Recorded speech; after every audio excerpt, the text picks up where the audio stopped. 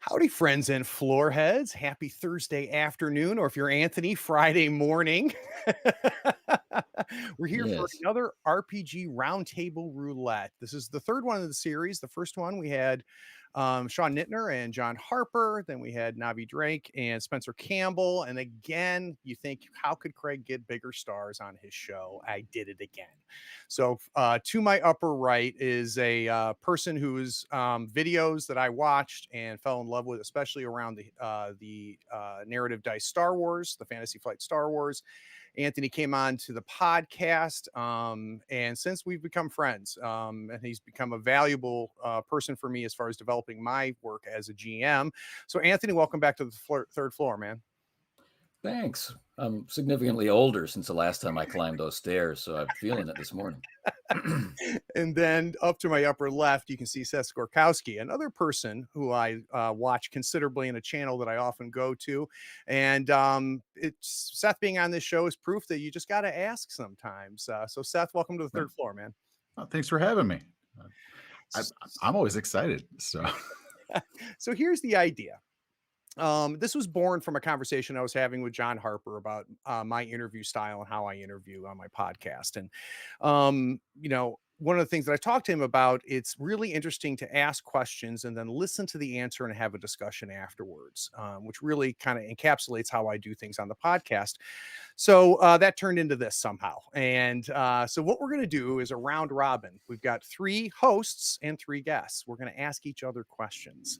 So I'll start by asking Anthony a question. Then we'll discuss his answers. Anthony will ask Seth. Seth will ask me. Then it bounces backwards. We go clockwise after that.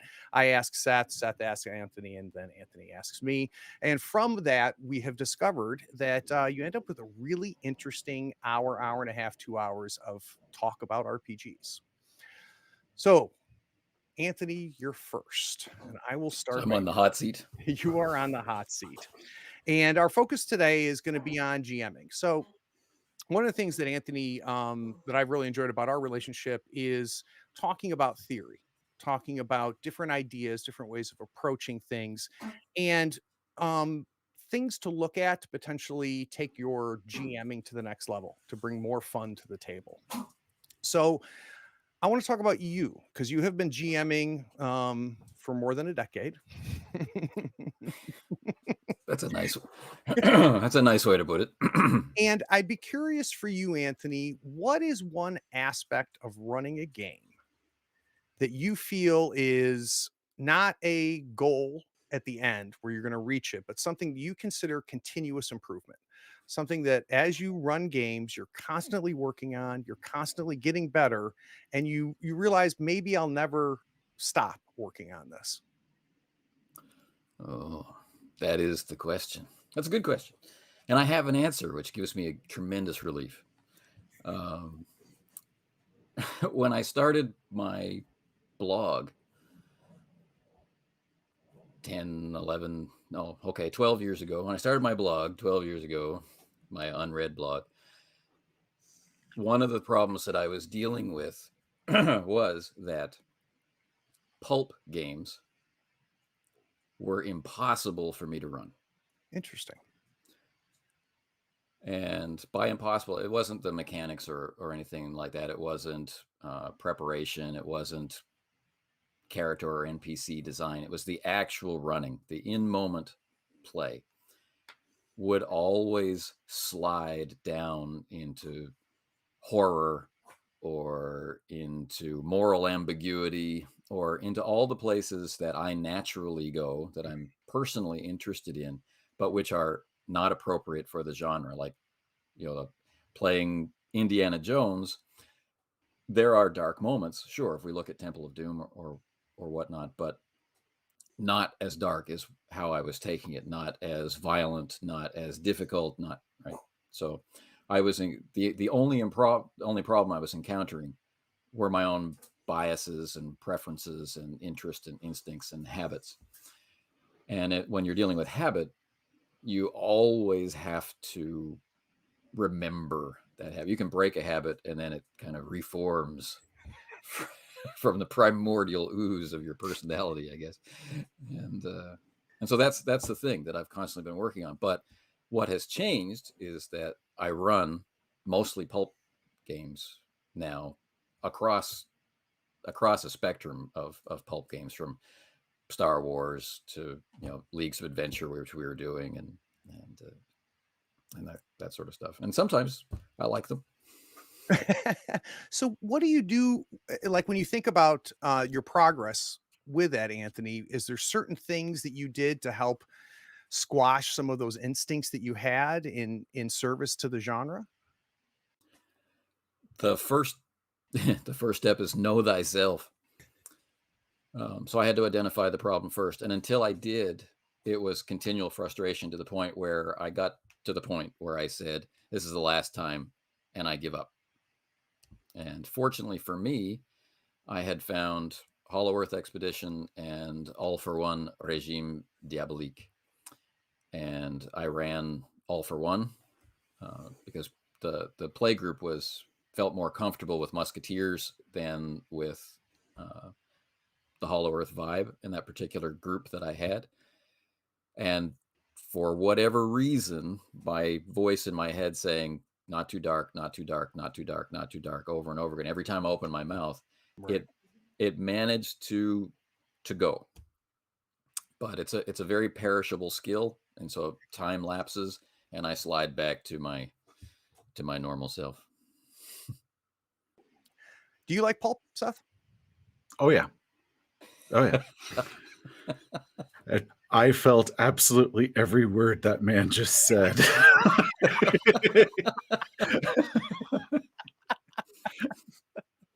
So I'm going to prompt you now, Seth. Do you have a follow-up question for Anthony, or did he answer my question? Well, actually, my question on that is, what about Hollow Earth Expedition was what allowed you Mm. to break that habit if you'd been trying for a while and not being successful? I think I got lucky in that a bunch of things happened at the same time. I was I was identifying that I was in a rut anyway. I was doing a lot of horror games. I was doing them the same way. It was easy. It was natural. It's in that default setting. Um, and so some of the fun was out of it. Some of the surprise was gone. It was always fun, but there wasn't any surprise. And I needed a new game. I needed something to, restore that full level of surprise. And I found All for One Regime Diabolique, which is everything, right? Supernatural, musketeers, and magic and mystery and swashbuckling. And it's like, I got to get somebody to run this game because I know I'm not going to be able to do it well. And I really want to be a player in this game. And why won't somebody run this game?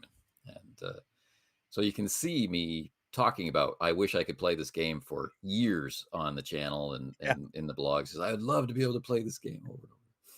But the system sparked me into excitement, just how Ubiquity works. Yeah. I was just overjoyed to run it in different settings, and so that helped. And the joy from the writers, from all the companies, right? So the original company, Exile, they loved the pulp, and just even the rules section. So you can see the guy grinning. You can see Jeff Combos grinning as he's typing away, about the talents or how combat works or this kind of stuff. And of course, one of my favorite writers in the RPG industry, she agrees. That's our Doberman Grace. She loves Wiggy. So one of the greatest writers, I think, in living RPG groups now is Paul Wiggy Wade Williams, who works for Triple Ace. Just everything that he puts down, just I have a million ideas from it. That helped. And the people I was playing with helped. They really wanted to play the game. They knew I was struggling with it. And, so all of those things, the social level, the mechanical level, the authorial level, and a little bit of luck. All right. So, Anthony, it is your turn to ask Seth your question. Okay. Now, I feel you when you talk about social contract and playing with folks. So that's kind of where I'm coming at you with this question, but it's not really about social contracts. Right. So I've watched a bunch of your reviews for Conan for 2D20, right? And the review of the 2D20 system. And this is not a 2D20 question, so don't worry. But games like that, games like Conan with a doom mechanic or a threat mechanic or something like that, for the game master to spend as a resource to make changes, replaces what we used to do, which was just to decide, right? The game master fiat, right? The GM fiat. So I started thinking about Scott Brown, the Scott Brown incident, and the most famous incident of all time, I think, on the internet. So that moment arose from really GM fiat, right? You were able to decide in the moment. You were prepared to improvise. You knew the players, you knew the game, everything, and the magic of Scott Brown manifests. In a system like 2D20, we play differently, right? With Doom and Threat. So when you think about this difference and your ideas on groups and social contracts, what are your thoughts? Well, the mechanic for Doom and Threat, I find very interesting in the fact that it allowed me to actually measure how much I would always try to pull fiat in, because when you have to pay for it and it actually has value, all of a sudden you start thinking about it. Uh, because before I might throw something in just because I'm on a whim, or I might not think about it, because it also had the aspect of you look down and you got this stack of Doom tokens and you're like, uh-oh, I actually need to spend this. Like, that's actually part of the balance, is I'm supposed to spend this back and I'm just hoarding it. So the big thing is it gets me thinking about it. Mm. Um, because different games, different moods. Sometimes, yep, I'll just keep throwing in curveballs because that's my mood. That's the mood of the table. That's just how we're going to do it tonight. And and I never noticed it until you actually gave me. I had to buy it, or I realized I was hoarding it by not doing it. Uh, in a social contract sense, the GM's obligation or big duty is going to be giving a good experience to the players. Basically, that's where you don't. That rules out all the GMs that are doing like the power play of like, I'm going to get off by tormenting these people because I'm miserable in my daily life. Here, I can have power to be the evil overlord that I wish I could be in real life, or whatever else. Um, and the Doom mechanic allows a GM to do it. It actually gives suggestions of what to do and how much it is. And I think even if they were to leave that game, you've at least planted that seed in their head of also how to do things like complications.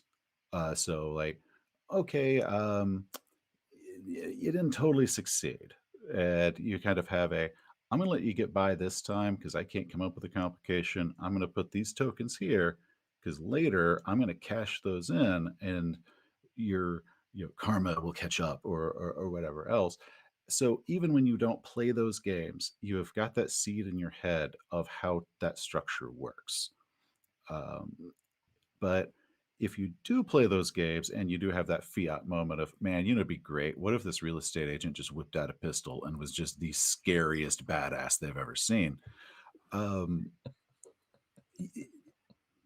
I still say a GM should do it, because the interesting thing with Doom that I think a lot of people say against it, Doom is about spending it for what wasn't already in the adventure.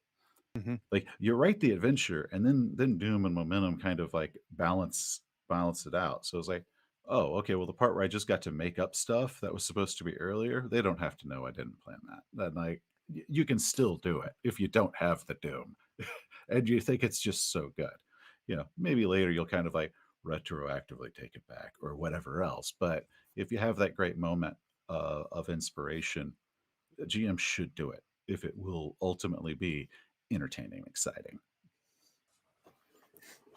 There is Another aspect of it that I've noticed, and I've only run Achtung Cthulhu. That was my first and only so far 2D20, though I'm anxious to run Star Trek. Um, and I didn't anticipate this. And it's one thing, right, to read something and then to see it in play. And this was an aspect of that was how my players reacted to my Doom tokens stacking up. And that had an effect I never would have thought of, but, like, I could see it, and they would go, "Well, I really could," because they often will buy an extra die to increase their chances of succeeding, and the other players will go, "Look, he's got 7 of them." You know, and then it was a horror game, right? A pulp horror game, so it created an interesting mood to the point where, like, I kinda liked the stack a little bit because it was setting the table a little bit. Did you find that at Mhm. all, Seth, when you're running Conan? Oh, absolutely. That was um, that was the thing where I would I that was directly in front of me, my bowl, and I got one of those little bowls, the skull. It looks real menacing. I like sort of thing. I got off Amazon for like $12 or something. I was like, oh, this is great. And we had a bunch of wooden tokens because a friend of ours has access to a laser, and he was able to burn little symbols all in them, and they were great. And yeah, because I would ominously drop them in, and they could see inside the bowl how big it was getting, and they're like, "He's saving them. He's saving them. There's something bad coming up." Or yeah, like, "I don't want to do it because he's already got enough." So there was that the precarious boulder, or the sword above them that did add to that kind of threat, which of there's something coming, Yeah. and we're Yeah. and we know it because we see it building.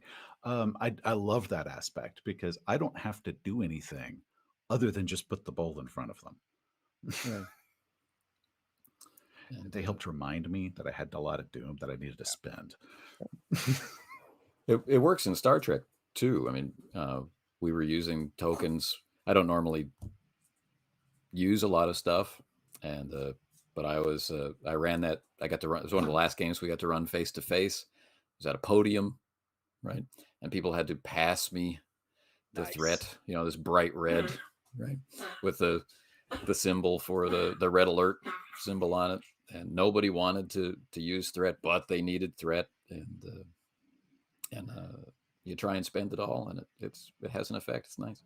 Oh yeah, so I thought it was fantastic in that sense. So yeah, I forgot the unspoken, um, mind game you can It do with is it. too. So real quick on still on the same subject, Anthony, do you see that mechanic, right, of the doom and threat and all of that you see in 2D20?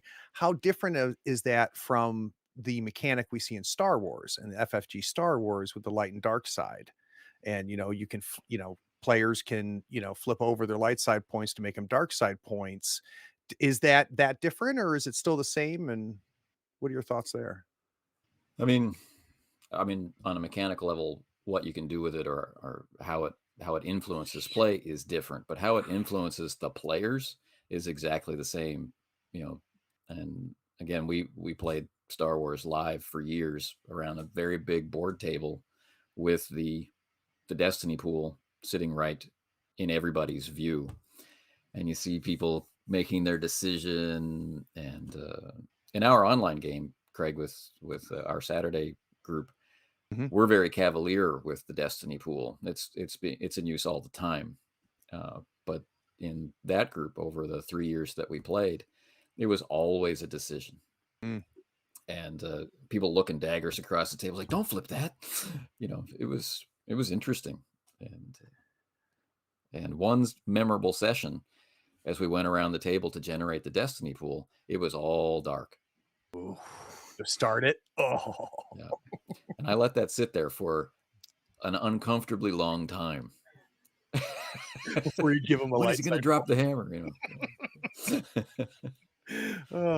All right, Seth, it is your turn to ask me a question.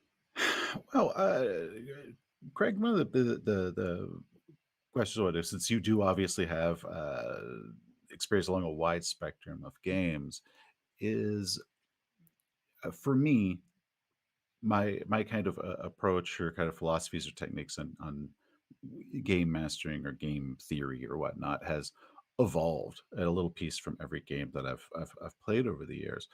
But for you, what was, yeah, probably the most dramatic shift you had in how you approached gaming, or the theory that from finding a new game or reading a new game that you then kind of incorporate or made you realize that previous assumptions or things were wrong? Like, what was your kind of big one?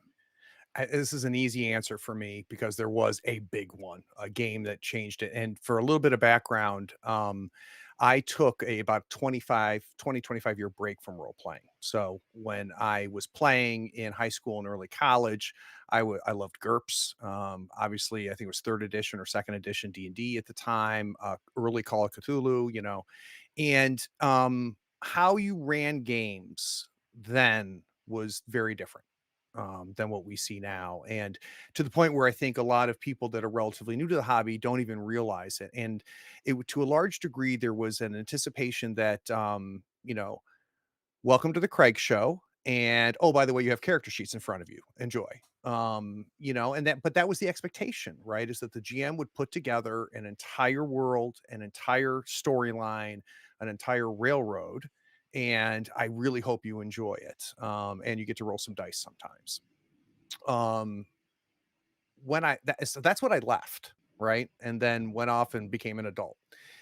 When I came back, the first thing I did was like, you know what? I want to start playing role playing games again. I really, really miss them after all this time. And I picked up the latest version of GURPS, and was like, okay, yeah, this looks familiar to me. It's crunchy as hell. That's what was another big thing. Champions, all those games. And I don't remember, Seth, how it ended up in my hands, but I got Blades in the Dark by John Harper. And I started reading through it and I was like, what the F is this? Like, what is going on right now? Like, this doesn't make any sense to me. And it was a Rumpelstiltskin moment where like I fell asleep and then woke up and like everything had changed. Like literally everything had changed. And not and it wasn't just the mechanics of it. It was a lot of the GM advice that he had in that book. He devotes a good bit of time in there, and he's prescriptive. It's a prescriptive game in a lot of ways.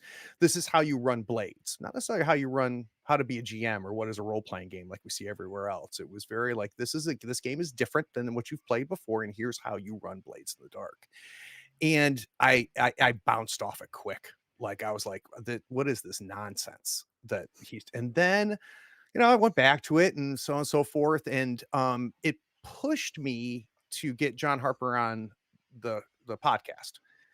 And we spent the whole time me trying to figure out what the hell he was thinking. And once I talked to him and I understood where it was coming from, because again, I didn't that Blades is an evolution, right? That started with the Bakers and Powered by the Apocalypse, and it started with the discussions that were happening in this little incubator that Ron Edwards had built. Like this was the Blades was an evolution that I missed. I didn't see any of it happen. I went from GURPS to freaking Blades in the Dark.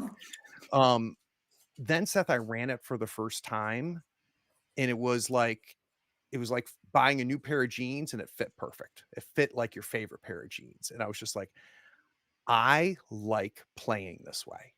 I like the conversation that you can have with players. And Anthony and I talk about this a lot. It's not necessarily like you saying to me, Seth, while we're playing Pulp Cthulhu, that yeah, I'm gonna pull out a lightsaber. And I'm like, no, that's not what we're doing, right? But there's a conversation where you say, Craig, I'm gonna use an example Anthony and I talk about. Craig, I'm in a bar, and I tell you you're in a bar and so on and so forth. And you're like, I'm going to grab a bowl of nuts. Now, at no point did I tell you there was a bowl of nuts in this bar, but at the same time, we're having a conversation, right? And you say, yeah, okay, of course there's a bowl of nuts there, right? And and it's allowed me to, quite frankly, learn how to play and be a player while I'm running the game. So it blew my mind. I still play Call of Cthulhu and still enjoy Call of Cthulhu. But it has made me steer more towards more narrative styled games, less crunchy games. And I'm finding that and I'm still learning how to run them. I'm finding myself enjoying that more. And my evolution in the last 3 years I've been back in the hobby is been light speed as far as how my styles have changed. If you go back to my channel, look at the APs that I ran 3 years ago versus what I'm running now, how I run games has changed a lot. And it's because I keep picking up games. Does that make sense? Absolutely to me. Totally. Did Right. you Go ahead, Anthony. did you like how the rules were presented to you in Blades? Like there has to be a reason why you finished reading it in order to be so mad at it. Yeah. So the answer is no and yes. So I mean, I literally, Anthony read maybe half of it, and I was just like, "This is," and I didn't get it. I just didn't understand it. And then I kept coming back to it, and the one thing that helped a little bit is Blades is very much very tight gears, right? There's very clear mechanics that all work together, and there's a little bit of a board game feel to it in some ways because of how tight the rules is. There's specific phases of play. There's specific, now we're gonna do this, now we're gonna do that, and that's what made me come back to it. And once I realized that it doesn't feel like that when you're playing, and that it's far more freeing than it was when I was playing. So, but to be honest with you, Anthony, I don't think I would have gone back to it had I not interviewed John. Because what John made me realize is where it had come from, and that's what was missing. For me, there was just such a gap. Right. All right, Seth, my turn to ask you. Okay. So, I'm going to first blow a little smoke, right? So, when I am looking at a game system, when I'm looking at a potential scenario to buy, because I like to start with published scenarios and then I go off book very quickly, right? But I like having a published scenario at least to get me started. There's two channels I go to. I go to yours and I go to Anthony's, but for different reasons. And the reason I go to yours, Seth, is, and what differentiates you in my mind is the fact that you run it, then you talk about it, which I think is incredibly valuable. And makes your channel one of the reasons that I listen to it and trust it, right? And why I go to it first when I'm looking at something and I go, well, let's see if Seth has looked at it. Let's see if Anthony's looked at it, right? So I'm going to make an assumption, Seth, that you have read a lot of published adventures and scenarios in your time. And you obviously recognize that reading it and playing it are two different things. But what I'm wondering is, have you picked up a skill now in the reading phase of these scenarios that allows you to anticipate how play is going to be and to get a better sense of whether you even want to run this? What are things that you see in a scenario now with this much experience that makes you know this is going to work? Section's going to be a problem. I'm going to like this, or I read it and I'm not going to run it. Okay. Well, so my rule is I have to have at least played it, but it usually means I'm the one that runs it. But I do give clearance of like I can play it as long and then afterwards because I at least saw it, work in the field. Um, when I was 13, 14, somewhere there, my mom picked up this massive, like this lot of first edition books. I don't know what this kid did, but evidently he had every first edition book and module in the world, and his mom sold it for $20, and my mom got it. So at a very young age, I was had a stack of old AD&D modules, and we would read them, we would play them, and one of the things that actually weaned me off of them is there were so many that were terrible. And after a while, well, this is really hard to explain. We did it so much, we could go into a dungeon and we could naturally find the correct path, like on the first try. Like we knew how this design was working, but I couldn't tell you how. We just Mm-hmm. like it's obviously this way, it's obviously this way, and da da da. So then, you know, I rejected them and I went off and did my own thing for a long time, until I ended up reading some cyberpunk modules, and it like was my like, oh my god, you can play other ways, sort of moment. And when I'm reading them, one of the big things that you really have to take into account, a good portion of my players I have played with for 20 years. Mm, Uh, in my current group as it stands, two of them I've played with consistently since 1999. One of them I married, and the other we were best men for each other. Uh, Another one who left for a while has come back. Uh, he has left Jeff, and he is now in my fold once again. He was in that original group in '99. We've been friends for years. The new guy has been with us for like 2015, 7 years. That's the new it's guy. unheard of. um we have had people kind of come and kind of go because they move away and stuff, so I know my players.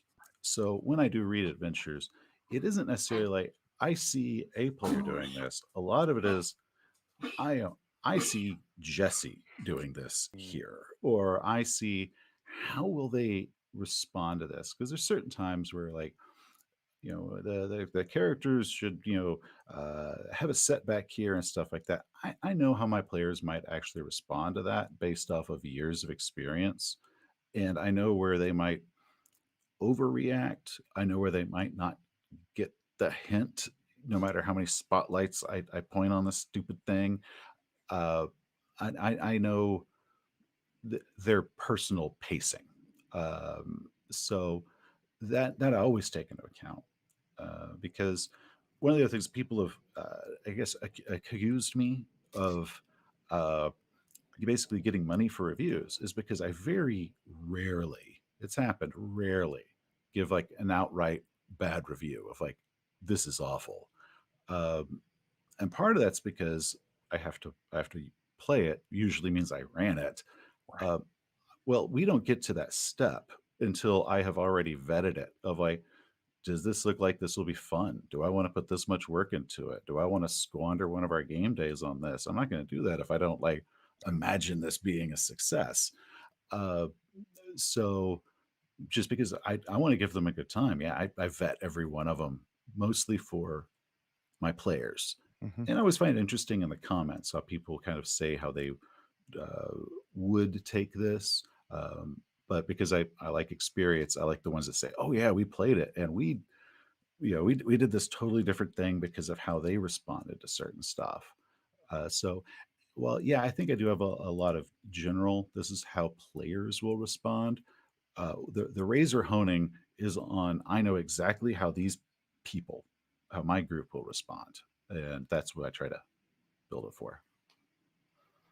Does that answer the question? I don't know. I It just does. blacked out and rambled. It does. Yeah, yeah. But we woke right back up, Seth. So it was perfect. Okay. um, is there? Can you think of an example of something that'll make you bounce off of a scenario immediately? Is there something that you see that not necessarily common, but you've seen it more than once where you go, yeah, that this is just not going to work for my group. Um, so like we talked about, like kind of like the refining. So my players, especially the ones that played with the longest time, have gone through the whole refining process with me of how our tastes have changed. So they demand a really good hook. They demand certain levels of plot, to be, occasionally they do reminisce like, man, wouldn't it be great to do a dungeon crawl? And then we do a dungeon crawl and like they're suddenly kind of bored of like, I want this more, more complicated, but I want it to make sense. And I want my character to understand it.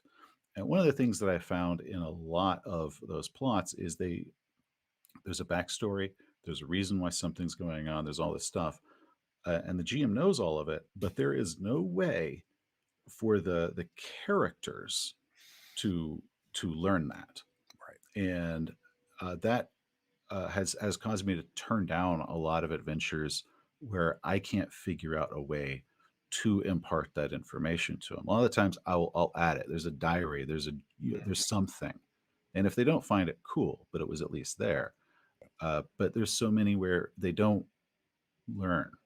And the only way the players learn is after it's over. It's like, okay, let me tell you what happened. And I like, I want it to be a way that they get it, because Yeah. people usually try to pull in like, movies and books as their inspiration for how storytelling should work. It's like, well, what you forget is in a movie or a book or any other form of media, the characters or the audience learns a lot of the information. And since the players are essentially the audience, I need to give them that backstory so they go, oh, that makes sense.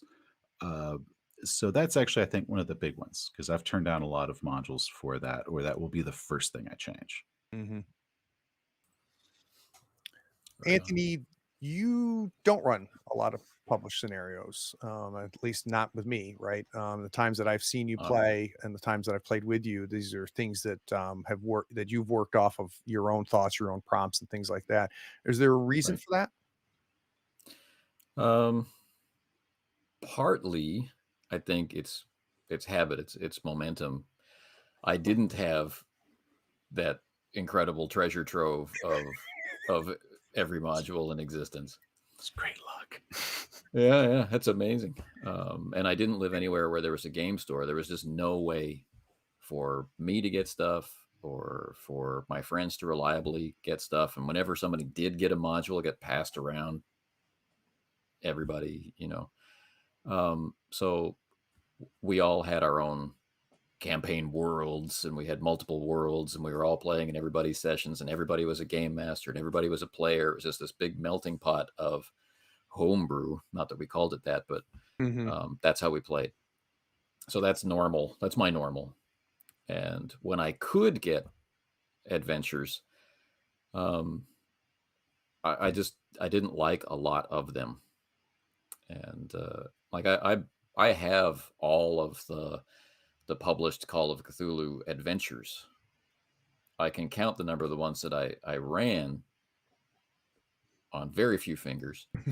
Um, I found I was buying them for setting information. I was buying them for maps. I was buying them for how to talk about history. So I definitely found them very, very useful. But I rarely wanted to run them. But I run some of them like an event, like Masks of Nyarlathotep. I've run a few times just because it's so much fun. But it's quite difficult for me because I don't have the skill of running a written adventure. Like it's it's not my first Mhm. language. I have to think of the vocabulary and whatnot. So yeah, I don't do it as a preference, but I've got the new masks. I'm looking forward to running it. I've got the ridiculous super deluxe Orient Express, and Nice. I'm hoping one day to do a direct comparison of play between the original, which I ran once, and the new one, which I still have yet to run. But you know, Excellent. All right, Seth, it is your All turn right. to ask Anthony a question. Well, well, first is like, so like with mass and horror. I love that you guys give me just, so it's like it's right there, like right out of reach. Like, so I've got like my Ori Express down there. Uh, my big problem with those, what intimidates me, is I've got a wandering eye problem, Mm, and I kind of look at the long term commitment. Because if we're just kind of doing my campaign, and I'm either making up the adventures or we're just doing a bunch of modules, whenever I get bored, we can be all like, you know what? Screw this. Next week we're going to the frozen waste because that's what the mood I'm in. Or like, but versus being committed to like some sort of 2 year, yeah. campaign, because after a while I'm like, man, you know what I really want to do? This. You know what this does not accommodate? What I want to do. And now I have lost all interest, till I can yeah. like get it out of my system. But Anthony, have you had the experience where there was a gamer system or whatnot that you really did enjoy, and then kind of years later, as you've experienced all this stuff, kind of look back on that it kind of like, I have no interest in ever touching that again. Like I had fun because I was in a different place. I was ignorant of what fun was. What is it? His gaming ex-wife is what you want. But Yeah. have you had those where you kind of look at it like lovingly for the memories, but at the same time, like I no. Yeah, I've had that happen a few times. I mean, most, I guess, notoriously, the first big one was Dungeons and Dragons. And, it could be how we were playing it, because we grew up with, like, I think, like everybody, we were using parts of AD&D and parts of various of the basics. And we had received learned wisdom from older brothers that we never played with, and they had started with even earlier versions. And so we were playing D&D, and we played that for a long time. But partly it was how the system is expressed. Like, I had fun with levels until I played without levels, and Mm. then it was really difficult to go back to levels. Not because there's anything wrong with it, it just doesn't speak to me. And rules about just whatever fiddly thing might be involved in a game. So um, I did full stop playing Dungeons and Dragons and never went back to it. But I can't point at a bad experience of play with Dungeons and Dragons, Mm. right? It's just, you give me a choice of, do you want a hot dog or give me a hamburger, right? I do have a preference between hot dogs and hamburgers, and I will choose, right, the hot dog over the hamburger or whatever, because that's my preference. It doesn't have any other grounding in anything else. So I just prefer to play a different way. But we went from Dungeons and Dragons into Palladium Fantasy. So, and this is what taught me that it wasn't the system of Dungeons and Dragons. It was the effect of some of the logic of it.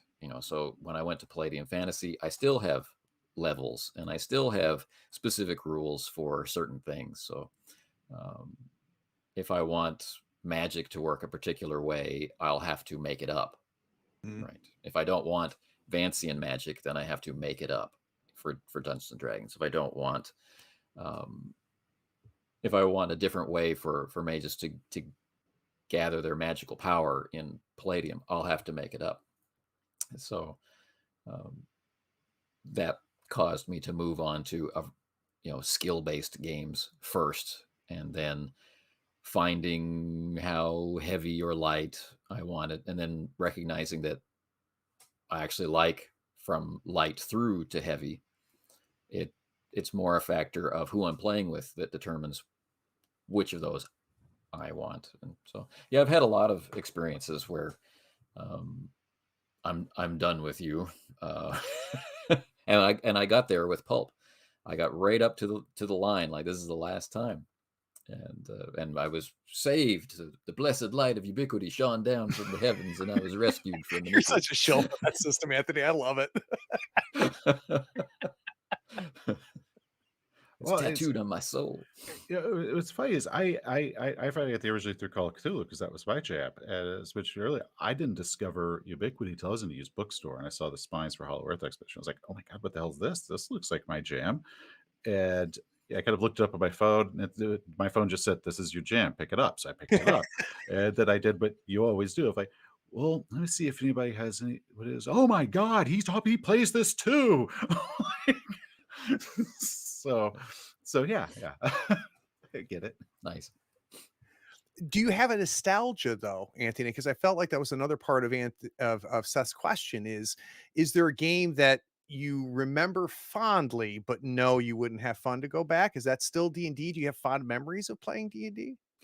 Yeah, I feel I could not have become the game master that I am without having those experiences of not having modules, of having rules that actually conflicted. Like, I'm using, like, my friend gave me his Holmes set, basic. This is yours now.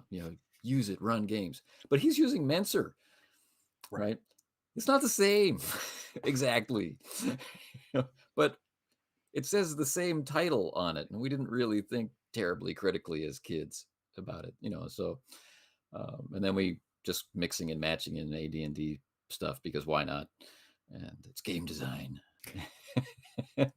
So all of those experiences, the successful ones and the unsuccessful ones, they all made me who I am. So I've got a lot of nostalgia about the crazy stuff that we did and why we did it and um, how D&D set me out to be confident in front of people, right? It's a lot of rules for a kid to get a Mm, hold of.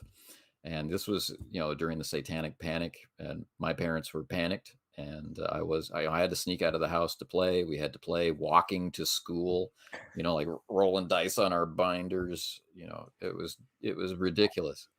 So having the confidence to say, I can transport you to this fantasy world, um, that prepared me to do a lot of things. And so, yeah, I've got a lot of thanks and mm. nostalgia about those days. And I still want to run um, The Secret of Bone Hill and Horror on the Hill. It seems that all these modules that are named Hill, I've got an interest in, and that I never had a chance to do, but I would probably have to do them using a different system. Right, right. All right. So technically, the last question. So this is going to be Anthony, your question to me. Okay. Craig. Well, I'm trying to decide with the questions I thought which one I would ask, but I'm going to go with Susan. We're talking about books. I'm pretty sure that with your thirst for new role playing game books, that the third floor is developing its own independent gravity well. Right, the density is just increasing in your area into a solid mass of awesome potential. But what are your thoughts on the GM's library? And how do you see that for you 5 or 10 or 15 years down the road? What do you mean by GM's library? I think I know what you mean, but I want to be sure. I mean, the actual shelves with all of these different game Gotcha. books on it. Yeah, exactly. So, I have a problem, and I've had this problem long before I came back to role playing. And that problem is that I've got an irrational fear of wanting to do something and it not being at my fingertips. So when I was very much into miniature gaming, Malifaux was the game that I fell in love with. What I would do is, I would only play, once a week, right? And I would go, you know what? I'm gonna go ahead and get this in case, in case the next week I want to do it. Let me pick this up, as well. And I'm very blessed because I have a disposable income that allows me to indulge this psychosis. And but it is, and it took me a while to recognize it, which is like this irrational fear, and this is how it applies to RPGs, right? So, like, I see you turn me onto a Ubiquity, right? And what I really latched onto was Leagues of Gothic Horror because it was a gap in my shelf where I didn't really have a good Gothic horror game, and I enjoyed playing Ubiquity with you, and you saw it unfold in real time, Anthony. I picked up the core book, and I'm like, oh, that's cool. Let me pick up this, and God bless Wiggy, he's got 50 books for Leagues of Gothic Horror, but it's an irrational thing. So like I look at the Ghost supplement for Leagues of Gothic Horror and go, it doesn't really interest me that much. And then I'll be on a walk with my dog and I'm going, I've never really done like a pulp ghost story. And what if I did want to, and I wanted to do it tomorrow and I didn't have the book, and then boom, there's $100 order to them. But the other aspect of that, so that's the sickness, right? The other aspect to it is a recognition that I have, that maybe is just me justifying things. I don't know, but I realize that I really have two hobbies. One of them is playing and running these games, and I love that. But I also realize that I love reading this stuff. And easily, and I'm not exaggerating, easily 80% of the books that are on my shelf right now, Anthony, will never make it to the table. And at first, that really bothered me. But then this ties to a little bit to what Seth asked me. Now I realize that every one of those books that I'm reading is making it to the table. It just may not be that game and that or that scenario. And I enjoy reading this stuff. I enjoy it, and on multiple levels, I enjoy it, um, from the designer perspective, the choices that the people who made this, and the choices that they're making, and I gravitate to certain designers, right? And collect their works and things like that. Big theme of the podcast is me, doing that and getting these people on the podcast to talk about why. I don't want to know what you made. I want to know why you made it. I want to know how you made it. So that's it, Anthony, and I've come to peace with it. I've recognized my disease, and I've recognized and justified it with a second hobby of that I like reading and collecting these books. But it does break my heart a little bit too that I don't have more time. I've got 4 or 5 APs at a time going on the channel. I wish it was 10. Because there's a lot of games that I really want to play. League of Gothic Horror. I'm dying to play that game, but I'm gonna probably die before I get a chance. Feng Shui 2 is another game that I grabbed the other day and pulled back out again. I was like, God, this is a game that I really think I would have fun running this game, and I think I would find people that would have a lot of fun playing it. So yeah, yeah, I'm at peace, Anthony. Well, that's good. That's good. So when you're So go on, Anthony. I was just going to say, so if you fill up the space, are you going to move to a larger house? So just You, a throwaway question. you probably would. I'm embarrassed at how much space I have on the third floor of my house. I've got 1,000 square feet, so I got a ways to go. I'm very lucky. Excellent. Yeah, and it's when we bought the house, my wife was like, "It's either going to have a refinished third floor or refinished basement because I don't want to see your shit anymore." So like they're like, people are like, "Wow, how did you negotiate this with your wife and stuff? Start leaving your shit on the kitchen table." And like eventually she's gonna be like, we're gonna find a place for you to put all of your garbage. So See, mine was similar, except for my wife plays with me, and like she was like, "Okay, we need to not use the dining table because sometimes, like between sessions, we leave the table set up, but then we have company over, so there's that like." Do we break it down? Have to haul the stuff off to the other room, put it all back. So when we got the house, one our biggest things that we were looking for is like we need a dedicated game room that's like near the bathroom, near the kitchen, where we can shut that door if company's coming over and they do not see the train wreck of what that looks like most of the time. And I will probably be adding taller shelves yeah, soon because I've my bookshelves have like even since I started the channel, like I've got more and now they're getting taller. And I've actually got shelves that are straining under the weight because like I have a problem. And do you think that that is with especially game masters, do you think that's more of a game master thing of I just like to get these books and I like to read them? Is that because they're game masters, or you know, or they gave like what caused it? Chicken egg. Chicken egg. Yeah. it's been my experience that it's mostly a game master problem, but I've also discovered I'm contagious because I have got players, some of my local players and some players on my channel that I can just casually mention that I picked up a game or I'm thinking of running this game. And it's important to them that they have read the game before they play with me. So it has become contagious in some of those cases, and but it's driven by the same thing, right? So my good friend Jim, who's a local that I play with, when he finds out that I might run a game, not we're going to run this game, I might run this game, he will run out and he will buy the game, but that's because he likes to know the rules, right? So he doesn't want to sit down and be taught the game cold turkey by me. He enjoys he whether he wants to acknowledge it to the world or not, like I did, he enjoys reading these books and learning these rules, but really also likes being at the table, and he enjoys himself the most when he understands how it works. My other good friend Nick Westbrook is very similar. He likes to have those there as a player. But I think your point is a good one, Seth. I do think it's a disease that is more indicative of for a game master than it is necessarily for a player, because when we've all had players that don't give a flying flip about the rules, or you say, hey, do you want to try this out? They're like, sure, yeah, give me the character sheet. Right. But other players are different. I um I always loved BattleTech when I was younger. Never played it. Yes. Had a I Oh, think third edition box set.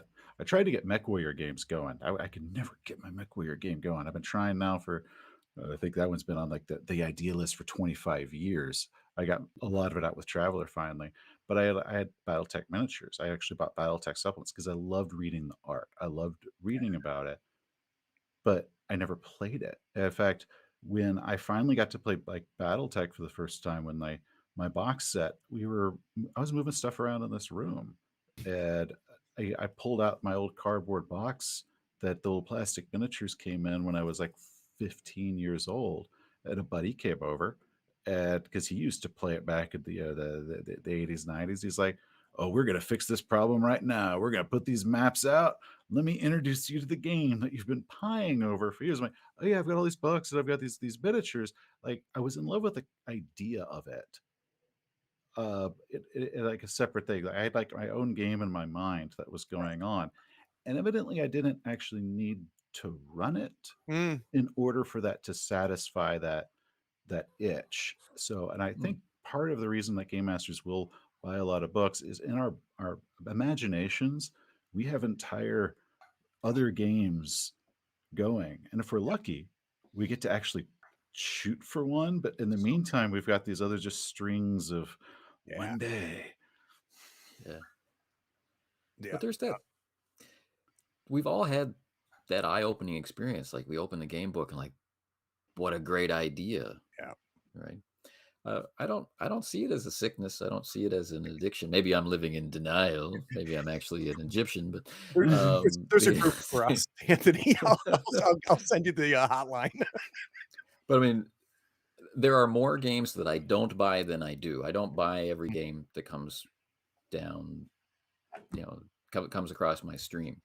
Um, I, so I'm discerning, but there's always that moment of anticipation: is how is this writer going to talk about play? How is this writer going to um, solve this, that, or this other problem? To bring our imagination and the mechanisms of play together, right? And so huge moments like Fantasy Flight Games, Star Wars, like that was such a wonderful and refreshing and enjoyable way to do what we've always done, right? Um, I've had quite a few of those moments, and I wouldn't have if I only bought a game that I was going to play with a group right now. Yep. If I didn't experiment, I would have missed out on so many fun fun moments and game and life changing moments. So buy those books.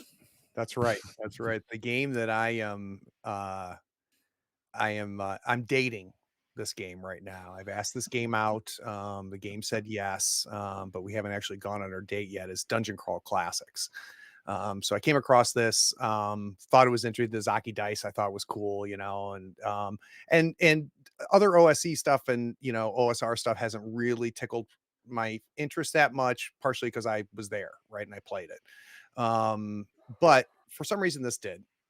And I got the game, I looked at it, and I really am anxious to run this game, and it's going to do one of two things because the way I want to run it is different than I think anybody else is dealing with it. I think it's different even than the way it's being prescribed in the book. I've got this idea in my head, right? So this gets to the ideation that you were talking about, Anthony, where you just kind of I've played Dungeon Crawl Classics like 15 times right about here.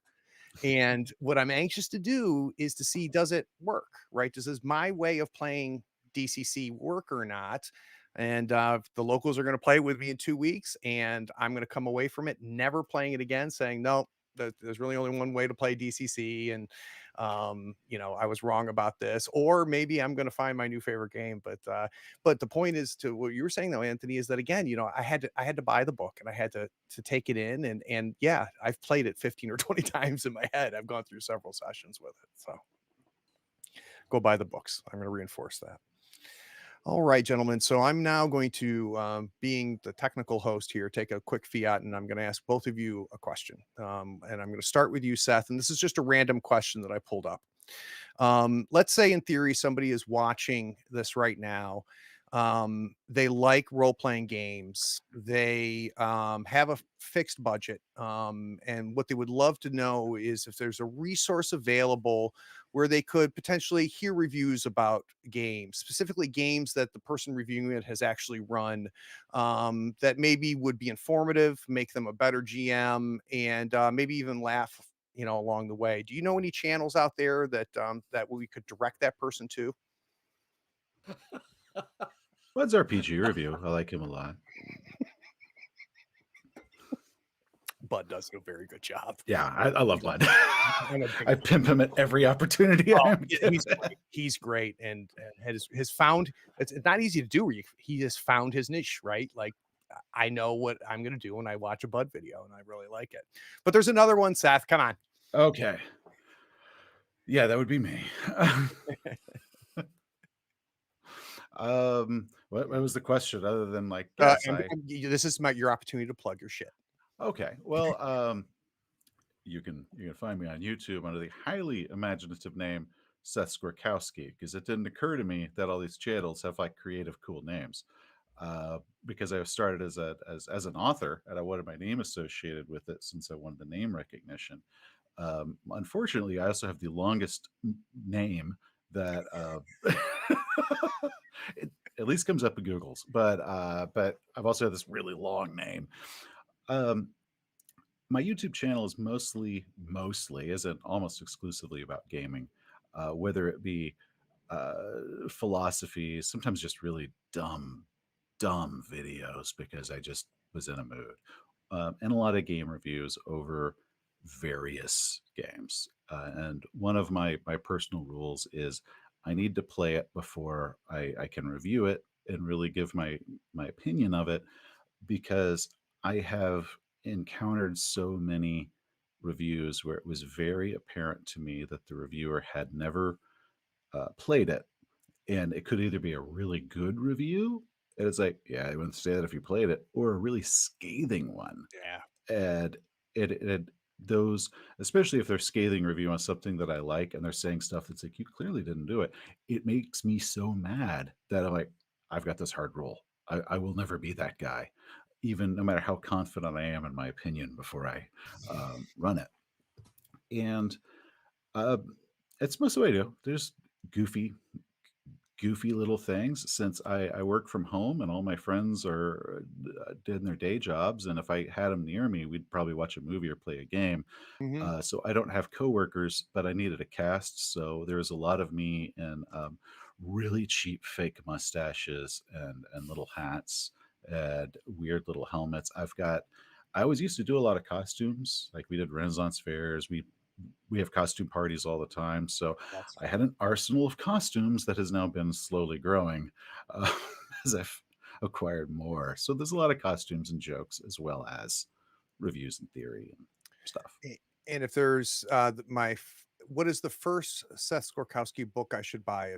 So what is a book that if someone said, "I've never read your stuff, but I'm gonna go to Amazon right now," what would you recommend be their first book of yours? Um, okay, well, it depends. If uh, so, I basically have three different directions you can go based off of taste. Uh, my Tales of the Black Raven series, which hold on, I actually have one opens with Mountain of Daggers. These are pulpy sword and sorcery short stories. This is like a collection. I think there's was it 11 in here? I think, which are just more like Fritz Leiber Mm, stories. A lot of them did come out in little fantasy magazines, and then we kind of assembled them into these collections that are kind of in a loose order, but not totally. Um, so there's those. But if you prefer novels, um, I have my urban fantasy, monster hunting, lots of gunfights and car chases, and sword fights and international backdrop. It's my Valdekin series that opens with Dameron. It is a standalone, but there are four books in the series. Each of them's a standalone because I hate getting to the end of a novel and that it doesn't end. And now I'm committed, including the part where I have to wait a year. right. So all of mine are like you begin it and you end it and you're done. And then the next one takes place afterwards, but you begin it and you end it. done.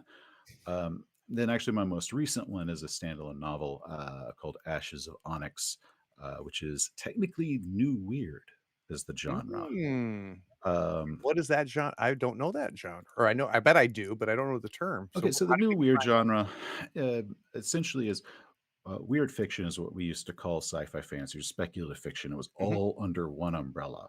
And later, for a variety of reasons, we started slicing and dicing it up into all these genres and having genre rules. But prior to that, we didn't.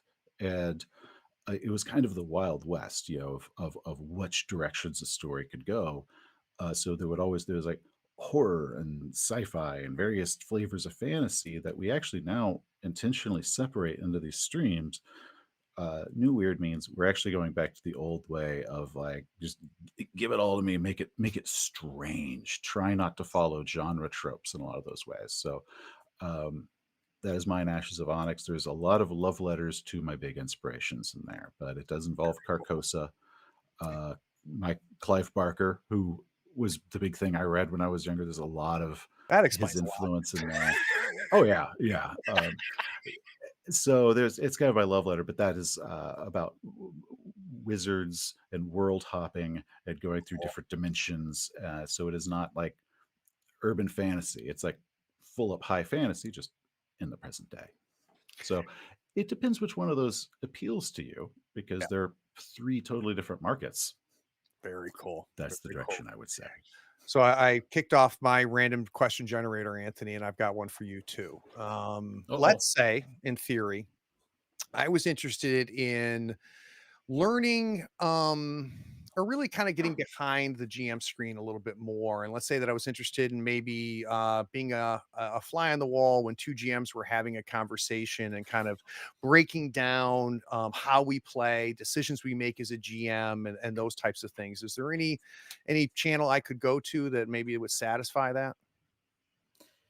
Well, when you started that description, I was going to say Seth Skorkowsky, but because of the addendum at the end, I can coincidentally I've started such a series myself, and Really? there's a guy on that series who looks just like you, but Except he's good looking.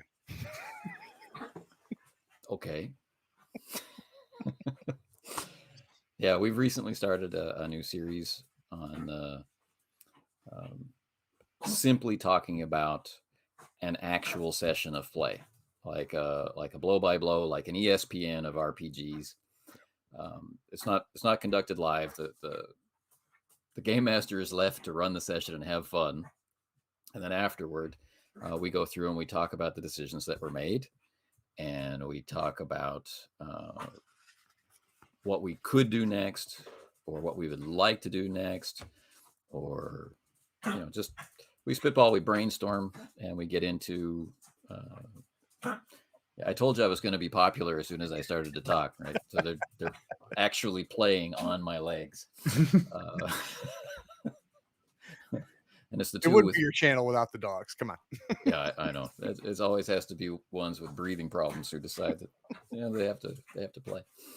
But anyway, that series, it's in the Game Master Strategies playlist, but it's the GM coaching workshop we're calling it. And the first video is out now, and it's talking about um, is just looking at your first session of running Mask of Desire from a Call of Cthulhu collection called Does Love Forgive? It's looking at it from the point of view of when a technique happens or when a mood happens or when something changes in the session, we stop it and ask a question like, what did the game master do? Or why do we do it? Or why would we do it this way? Or is there another way to do this? And if there is another way to do it, why would we choose that other way or not choose that other way? To really expose the question process of changing how you play if you want to. It's been transformative, and I'll tell you right now, Anthony, that there is nothing else like it out there right now. And what's neat is that you've got the first video that you put out, which is you looking at my work, showing clips and really asking some phenomenal questions, and for people watching, it gets your gears going. It's not just me who benefits from this, but I'm excited for the other ones that we've recorded to come out as well, between sessions, where it's more of a conversation that you and I have. And is in moments of coaching sessions, of brainstorming. And it's neat because if you wanted to, you could watch session one on my channel, go over to Anthony's channel and hear the conversations, hear where I was struggling, why it even started is I reached out to you for help because I was struggling after session one. And it's very interesting. And I hope this isn't the last time it's done, and I hope it's not done just with me, Anthony, because I don't see a scenario where we see one GM talking to another GM after watching play but not being part of play. And having that the conversations you and I've had, I think, have been incredibly valuable. On top of that, there's like 8,000 other great videos on your channel, to watch as well. I wasn't joking when I said at the very beginning that there's two channels that I go to. When I hear about a game, when I'm wondering about a game, and I go to Anthony's channel and I go to Seth's channel. Gents, there's a lot of more fun things you could have been doing on a Thursday afternoon or a Friday morning, and you spent it with us. So I appreciate it. This was fun. It was Yeah, fun. Yeah. I'm glad. And I unfortunately, Seth, you're going to end up on the podcast. I'll bug you in a little bit. I've got a backlog to get rid of, but I'm going to talk you into that as well. Okay. No, so it's like an RPG after action report, like RPG AAR. Kind of, but it's different, Seth, right? Because we've seen those before. And when you watch the first one, you might get a feel for it. But what I think that that's almost like a preamble to what I think is really the meat of the series, is when Anthony and I talk together. Because, just for quick background, I reached out to Anthony and I said, I just ran for this first session. It's a one-on-one scenario. It's the first time I've ever done one-on-one GM, one player. And I got done with it. The player had a lot of fun. I had a lot of fun, but I also knew that I was struggling. I was struggling during the session, and I was really struggling about what's next. And I was like, God bless Anthony. He watched it and sent me an hour-long audio file of Craig. Hey, I noticed this, and I've thought about this, and and I listened to it. And I'm like, this is goddamn gold. What just happened right now? Having a GM watch me GM and then have thoughts on it and do the Monday morning quarterback on it, not as a critique, right? But just kind of like, Craig, and asking, Craig, why did you do this? Because had you thought about this? And not that what I did was wrong, but there was other things you could do. And then when we have the conversation after session one together, um, we go through all kinds of different phases. We go to that type of stuff where Craig, I noticed you did this. Why did you do that? And what are the implications of that decision? Have you thought about this? And so on and so forth. But there's also him and I brainstorming about what's next, right? What are some ways that what could we do next session that would still fit me, still fit my style, still fit the table and the player, but maybe push me a little bit, right? And make me stretch a little bit and think about it differently. And, how often does that happen where you get to have that type of conversation? Does that make sense, Seth? That sounds amazing. It really, Yeah. I am not overselling this. I'm telling you right now. And definitely not as critique, as exploration. Like, Exactly. why did you do this? But And sorry, and I don't know why I did it. Could be a valid answer. no, Well, because what was the effect of it? I think it's a cool idea to one, like they're not involved, they're kind of watching, That's and the uh, every GM has a weakness Mhm. that they're not aware of. Every one of us have sub area that we're really not good at, and we have no idea. Yep. So I think that would be real interesting to have that pointed out, or areas that we might think we're strong in that we're not, or just that. But I also picture like so like recording a session, all of a sudden somebody asks a question, there's like the record scratch, and that the voiceover like, here's what was going through my head right now. Yeah. Exactly. It's got a little bit of a neat kind of director's commentary aspect to it as well, right? And what's neat is that there's things that Anthony said, this really worked. And you go, and, at what level did I make that work? Right. So it clicked for Anthony. And he really liked what I did here. Was that at the forefront of my mind? Was I very conscious about the way that I did this? Or was it behind here and it just got lucky? And it's very fascinating. It's very, very fascinating to go through the process. And, Yeah, it's ongoing. So Anthony is going to be releasing them over the next week or so.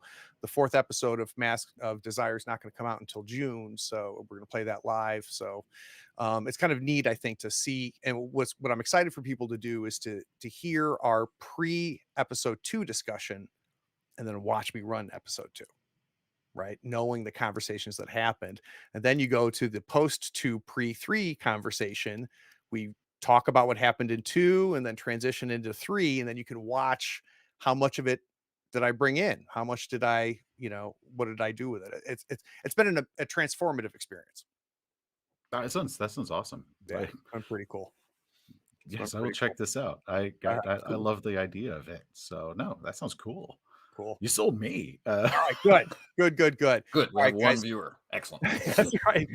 Real quick, you guys know all the plugs on our side. Third Floor Wars everywhere. The podcast. If you dig this, I would highly encourage you to check out my podcast because it's me doing this types of discussions with creators like these two gentlemen. Anthony's been on the show. I'm going to get Seth to come on the show. We don't talk about what they make. We talk about why they make it and how they make it. And I think that's my differentiator. Patreon, if you want to support me, all that noise. Anyway, you watched all the way to the end, and I appreciate everyone that did. So take care, all.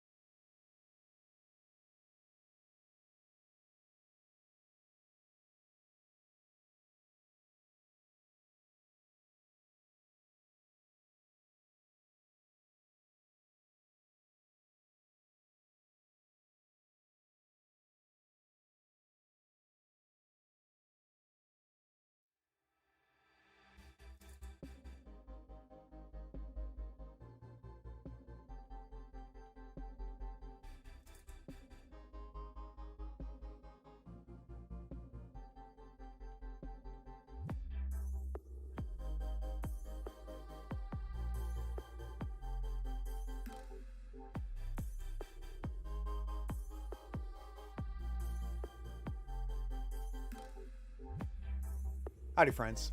Thank you for watching. All our content is archived and organized in playlists on the Third Floor Wars YouTube channel. Check it out. And if you could like, follow, subscribe, and even set your notifications to this channel on YouTube and Twitch, we'd appreciate it, and it'll make sure that you catch all of our content. I talk with creators, designers, and experts across the gaming landscape in every episode of our podcast, Tabletop Talk. Open up your favorite podcatcher and search for Tabletop Talk from Third Floor Wars. Support your creators. They make the content you love, and it's your support that makes it happen. If you want to help us, go to Third Floor Wars on patreon.com, and you can help us for as little as $1 a month. Thanks again. We'll see you next time. Take care.